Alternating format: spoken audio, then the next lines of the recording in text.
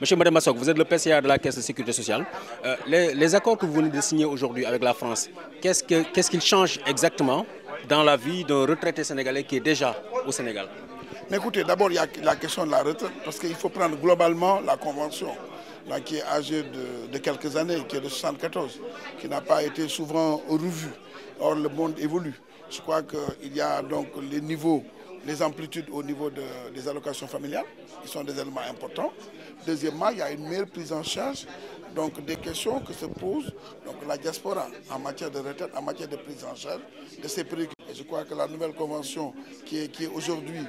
donc paraphée entre le gouvernement, en tout cas à partir de là, qui sert de socle, donc d'accord avec le gouvernement français, à mon avis est une base qui donne une vie à l'organisation, donc à la convention. Et moi je pense qu'il y a donc que nous sommes venus et nous sommes mis en mode réception pour bien percevoir donc les questionnements qui se posent au niveau de la diaspora. Et je crois qu'il y a des évolutions parce qu'il y a un dialogue qui est établi aussi bien au niveau de presque la sécurité sociale. Il y a la prise en charge de la question de la maladie, donc qui est une question fondamentale et qui est intégrée dans la maternité. Le coût de la vie n'est pas le même entre la France et le Sénégal. Aujourd'hui, comment vous allez calculer la retraite de ces Sénégalais qui ont travaillé toute leur vie en France et qui doivent repartir au Sénégal? Je pense que les bases de calcul sont les mêmes. Le problème, c'est les niveaux peut-être de rémunération qui ne sont pas les mêmes, mais les bases sont les mêmes. Mais je pense que l'IPRES doit tenir compte des carrières. Parce que la question, c'est la question des carrières.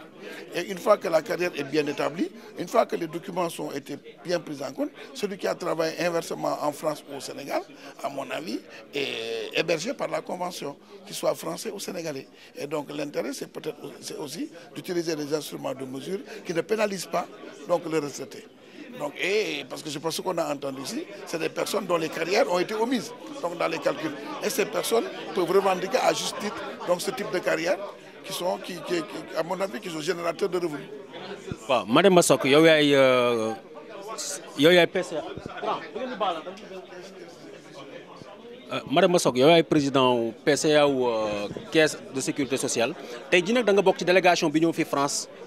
wone accord bi nga xam ne partenariat bi nga xam ne Sénégal signé na ko ak France ci lu jëm ci intérêts sociaux yu ay sénégalais lan mooy bees bi ngeen indi tey. waaw bees moo di xam nga waxtaan la xam nga convention bu yàgg bu judd 74 am fanweeri at ak lu topp dañ ko war a xool problème bi moo di gëstu ko ñëpp d'accord dañ ci war a gëstu am na ci yoo xam ne dafa war a dox maanaam ci wàllu li ñuy tayle di ko jox maanaam diaspora bi.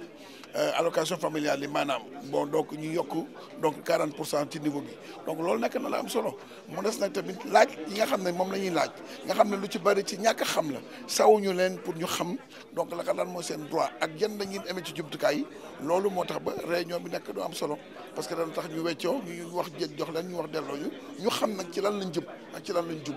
donc loolu moo tax ba réunion lël bi lu am solo la yaakaar naa ne diaspora bi jàng nañ ci lu bari xam nañ tamit aussi yan jumtukaay la ñu war a dugal pour droit yi nga xam ne am nañ ko ñu jëm parce que dafa am liggéeyu tubaab loo xam ne ay document administratif di koy waxee ci nasaraan loolu moo tax ba base yooyu lañ leen di woon leeral leen ko ndax lañ koy def ak fu ñu koy teg te bu ñu ko tegee et presque dafay obligé donc bu di retraite bu dee caisse sécurité sociale tamit bon ñu obligé jël compte donc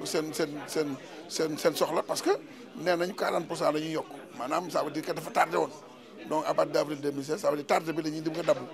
waaw xam nañ ni coût de la vie li ñuy wax dund bi bokkul diggante France ak Sénégal tey jii ñooñu seen i droit ci lan ngeen koy calculer ci ban barème la. waaw yaakaar naa xam nga ñoom seen problème moo di carrière yi da ngay tàmbale liggéey Sénégal dellu si France donc duñ jël sa carrière ba de wala nga toog ñàmbali France liggéey Sénégal duñ jël sa carrière maanaam liñ la war a boole yëpp loolu lañ ne lañ leen saa naka lañ koy defee bu ñu ko xasee ba def ba pare calcul bi moom benn la donc dañuy calculer rek pension mi en fonction donc li nga xam ne moo di carrière bi appliqué ko nag liñ naan salaire de référence yi loolu moo nekk lu am solo même bu salaire yi wutee feek fële yaakaar naa lépp solo moo di carrière bi en tant que tel ñu koy rétribuer ci jàpp ci tenant compte de donc des bases calcul yi nga xam ne mooy base yi nga xam ne mënta ñàkk pour que retraité bi am solo mu nekk des retraités français mais problème bi moo di carrière am daal ñu bañ koo fànq dara bañ cee fell dara.